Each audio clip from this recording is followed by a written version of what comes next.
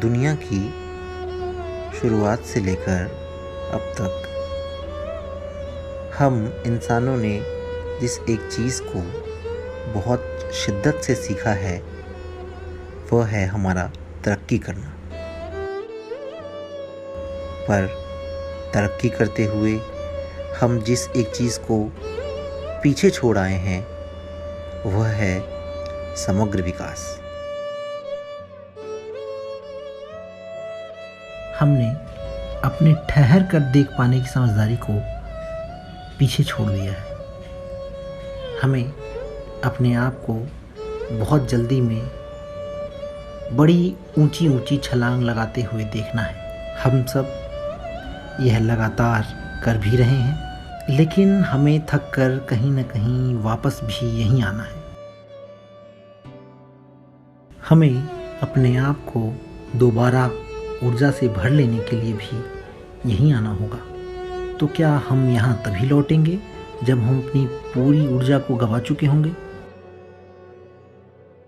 मुझे यहाँ कबीर याद आ रहे हैं। कबीर कहते हैं, दुख में सुमिरन सब करे, सुख में करे न कोई। जो सुख में सुमिरन करे तो दुख काहे को होए।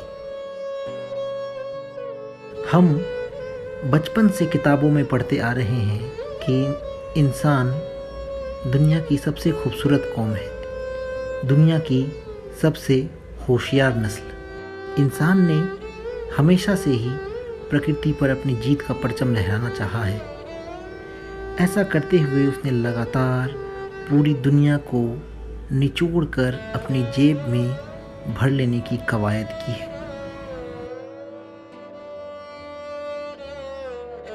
ये धरती, ये हवा, नदी का पानी, ये सब अनवरत चलते रहते हैं। इन्होंने कभी रुकना नहीं जाना। बुद्ध इसे चरैवेति चरैवेति, चलते रहो कहते हैं, क्योंकि चलते रहने में ही जिंदगी के मायने हैं। यमुना के ही दूसरे इस किनारे पर आकर मेरे मन में एक सवाल उमड़ रहा है। हड़बड़ी में आगे बढ़ते हुए क्या हम सही दिशा में भी आगे बढ़ रहे हैं? कहीं हमने उल्टी दिशा तो नहीं पकड़ ली है?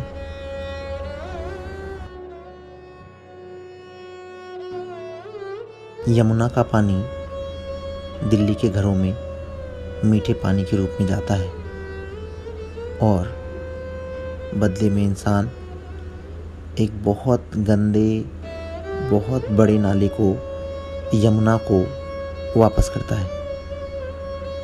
क्या हो अगर इसकी गति उलट जाए? दुनिया की समस्त ऊर्जा का नियामक यह सूर्य अनवरत ब्रह्मांड को अपनी ऊर्जा दे रहा है। क्या हो अगर यह ऊर्जा उल्टी दिशा में गति करने लगे? इस दुनिया की खूबसूरती के बहुत छोटे हिस्से को समेटते हुए हमारी जिंदगी निकल जाती है।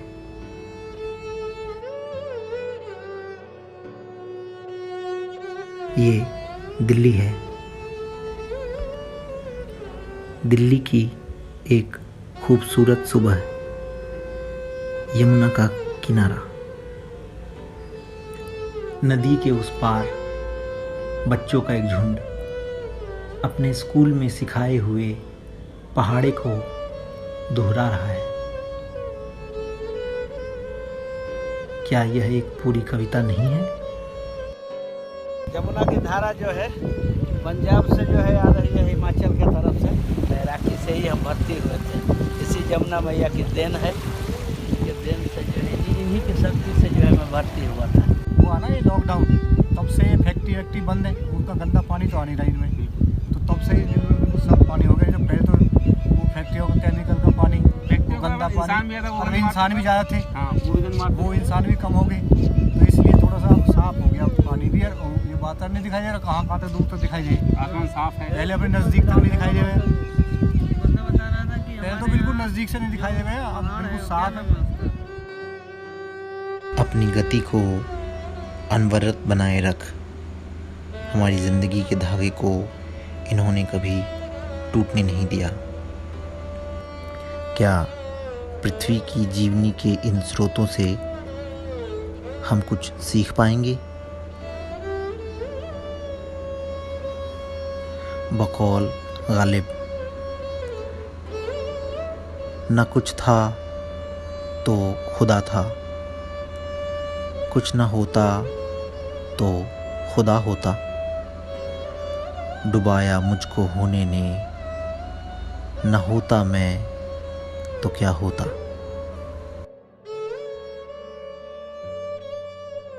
इंसान के बिना भी ये कुदरत, ये प्रकृति रहेगी, पर क्या इसका उल्टा भी संभव है? प्रकृति की उल्टी दिशा में गति करने से हमारा जीवन क्या अपना अस्तित्व बनाए रख सकेगा?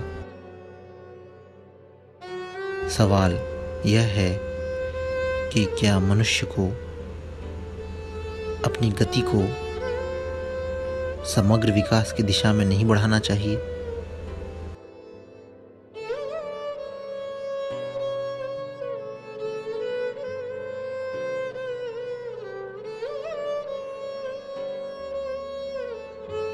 मेरा ख्याल है कि ऐसी शक्ति, ऐसे सौंदर्य के समक्ष जब शब्द कम पड़ जाएं, तब हमें खुद को समेटकर अपने भीतर उतरने की कोशिश करनी चाहिए।